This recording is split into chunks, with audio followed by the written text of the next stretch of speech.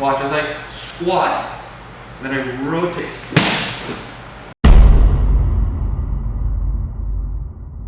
Today we're going to be escaping the common headlock. Common? Yeah. Schoolyard. Yeah, schoolyard's kind of baby. Common's better. Okay. So escaping the common headlock. So generally when you, if you've ever been in a street fight before, you'll find that the people that don't have any clue on how to fight at all, or they're going to go right for that just classic bully headlock, schoolyard headlock, doesn't really matter. For a trained fighter, it really doesn't do anything. It's actually the worst decision to make. But if you have no idea how to deal with it, it can actually be a problem, especially if they're really big and strong. So we're going to break down today how to escape it and how to neutralize your opponent.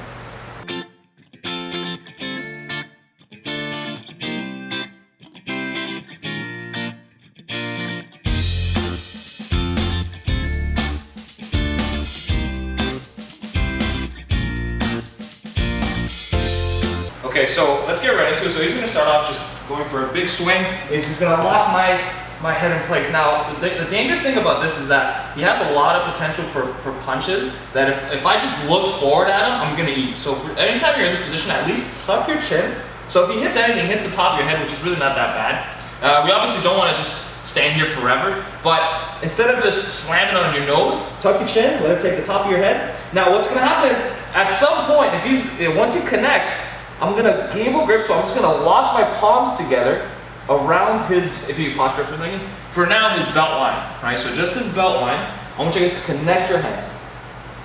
Now, as I connect my hands, watch the placement of my feet as one foot goes beside his foot and the other foot goes behind his second foot.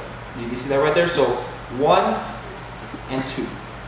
Now to actually drop him, what I'm going to be doing is a pistol squat. So I'm going to be essentially squatting on one leg as I swing him with the connection on my hand, so watch. So from here, watch as I squat, then I rotate. It's very important that when you're squatting, you use your arms, because a lot of people will actually forget about pulling, and they'll just drop like this. So this is what happens if you do not swing with your arm, which is a very common mistake. It looks like that, it looks really stupid. So connect. And as you're squatting down, pull with your arm. That way you get enough momentum to get a full spin out of it. He's just chilling there like some model. Alright, 3, 2, He's on the beach.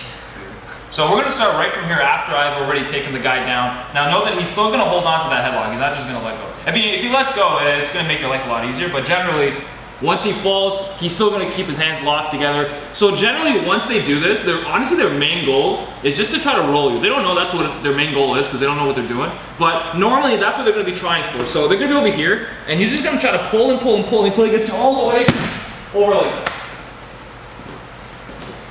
Now, if there's a size difference, he might. But watch, one thing you can do, that's going to kill it right away, pretty much immediately. So as he starts to turn this way, I'm going to pull my hands, I'm going to sit my butt down.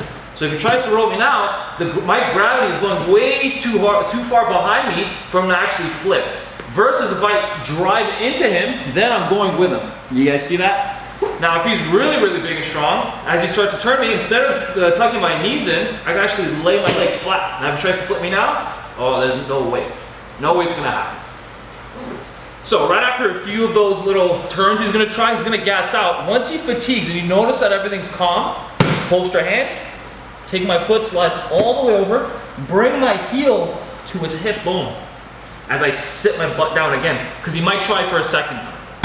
Now again, once he calms down, now we got to break the lock. Try to avoid just like pulling your head through, because especially if this is like in a street situation, he has like a jacket with zippers, it's going to tear your face.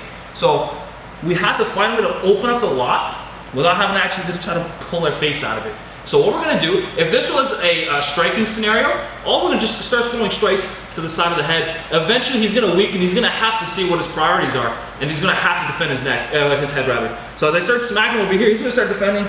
As I peel my head out, and now from here, just have your arm go around his head and connect to his wrist. We call total control. And from here, just pull on his arm. That way now, he really can't do anything. If he tries to punch with that second arm, I can always just pin with my wrist. And it's pretty much, he's neutralized at this point. However, if this was, let's say, just like a Jitsu sort of scenario, instead of now throwing strikes, all I'm going to do is pass my arm across his neck, as I reinforce with my second hand on top.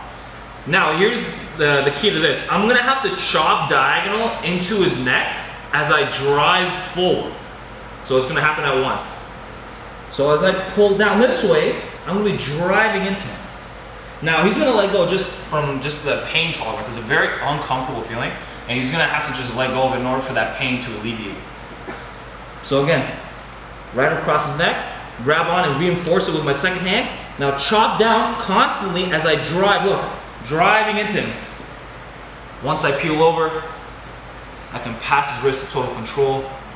I can pin the secondary hand as well. Oh, what the fuck? What you do? You start breathing. You fucking two-year-old. I have tampons just in case. I'm not Actually, hit record when you just said that. Okay, so just as a quick review, I want to go over 3 of the most important things during that whole technique. One being that if you're caught in the headlock, make sure you tuck your chin so that if you're going to get punched, you might as well get punched on the top of the head, which really doesn't hurt that bad. Number 2 being that when you're actually squatting down and dropping the guy, make sure you use your arms during the actual drop for momentum, otherwise you're just going to sag beside him and then you just look silly. And then number 3, when he falls, he's going to keep trying to flip you. So always remember to keep your weight back, dropping your hips down. If he's very strong, you sprawl your legs back. I want to thank my good friend Evan for jumping on the video today. I actually needed somebody a little more heavier and sturdier so that when I can slam somebody around, it's not going to break their back. Don't forget to follow us on Instagram, click here to subscribe to our channel, and then click over here if you want to keep watching more videos.